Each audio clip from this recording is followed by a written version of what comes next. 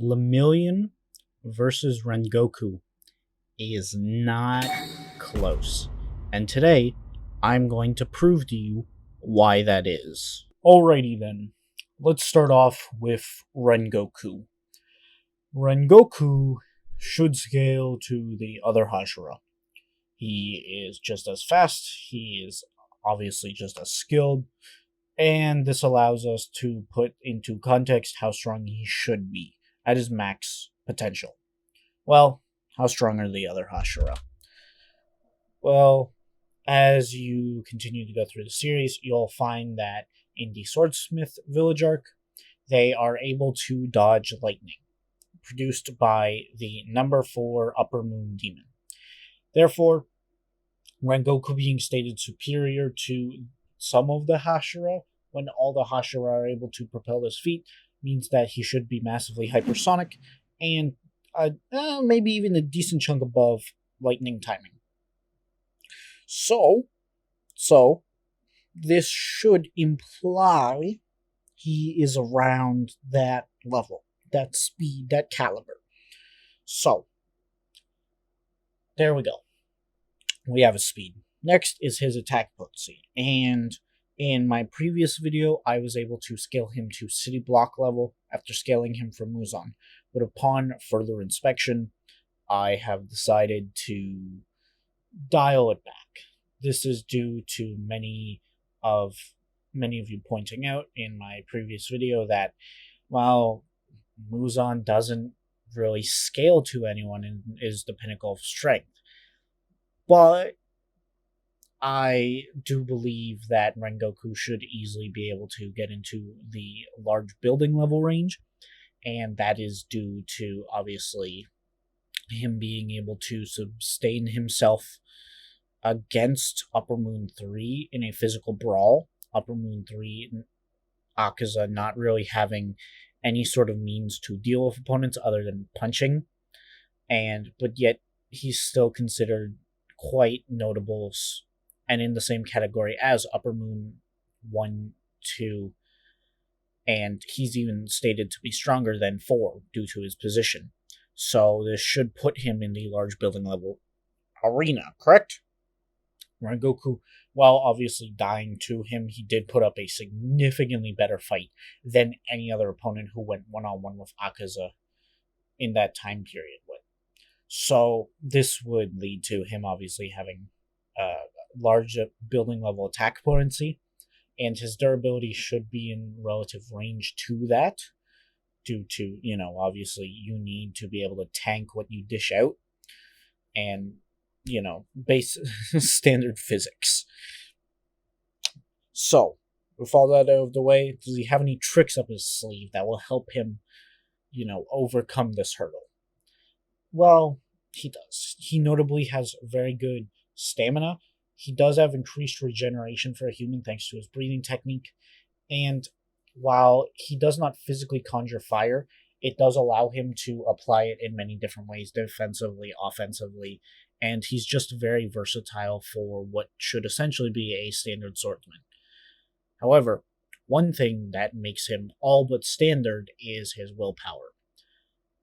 He was able to fight continuously against Akaza into the night, and even almost made it to sunrise.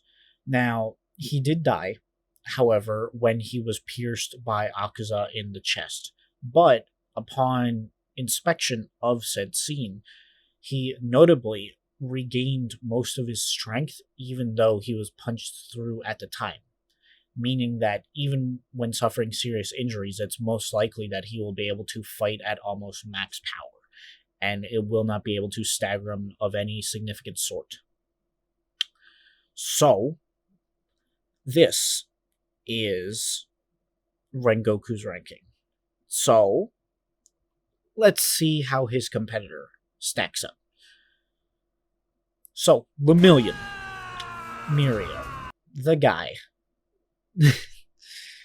He is notable due to the fact that he is one of the strongest heroes in his current series.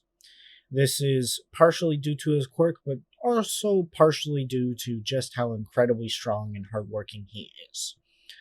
Now, getting into scaling, he should at least be able to replicate some of Midoriya's most recent feats, such as dodging electricity and being able to move at that speed thanks to Midoriya's bullet time against Lady Nagant. He also should and has proven the ability to react to Aoyama's lasers. Now, Aoyama's lasers are stated multiple times to be light based or light or just like they are light. It is confirmed in the manga, in data books, in the Ultimate Hero Guide. They are light. Mirio very casually is able to react to these instances, these light based attacks, casually. So, let's get into attack potency. So, once again, scaling him to Midoriya. Midoriya has multiple large building level feats at the bare minimum. You can also get him to seated block level quite notably. And if you want to skip this part, you can. There are a little bit of spoilers, but Lemillion does actually have the capabilities to damage Final Form Shigaraki, which should scale physically to All Might.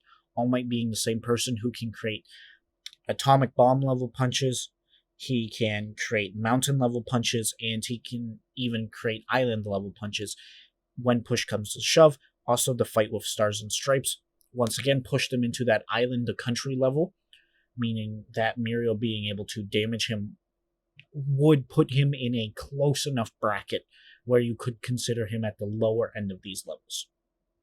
So, any notable features that Lemillion will need?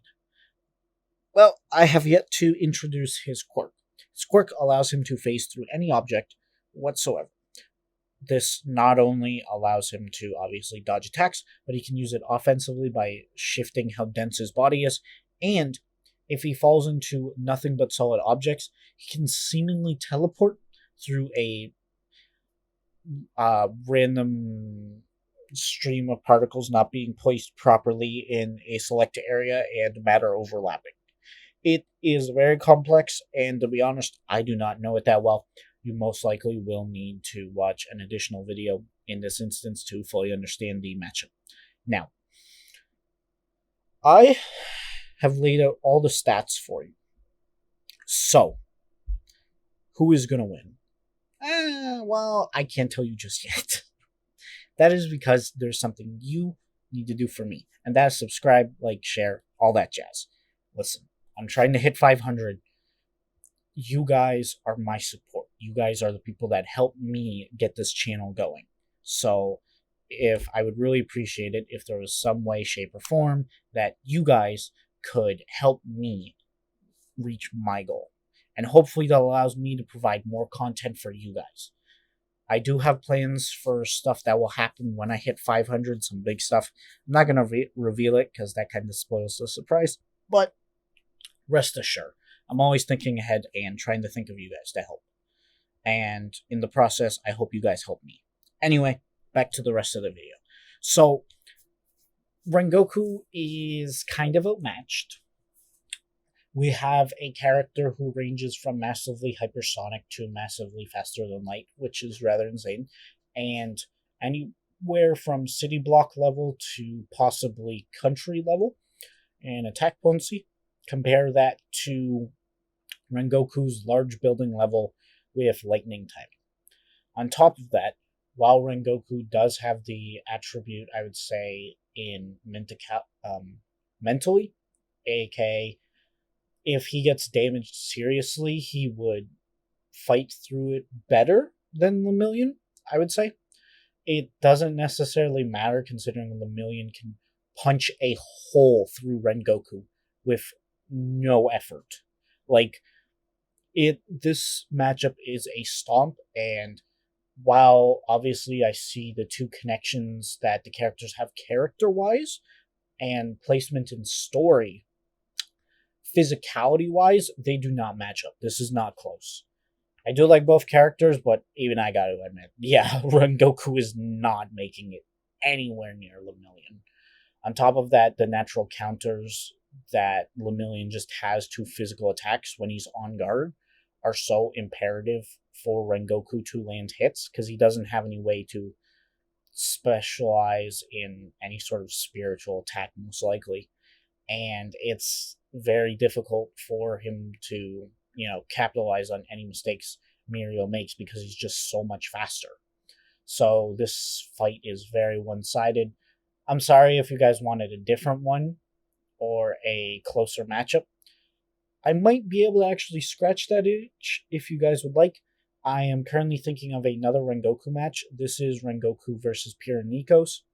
I think it is a very interesting matchup, not just from character wise, but also from story wise and from power wise. From what I have gathered, it seems to be much closer. So I hope you guys look forward to that, and maybe Rengoku will be able to redeem himself. But until now, I'm sorry, but Lemillion versus Rengoku is not close. Have a good day, everyone.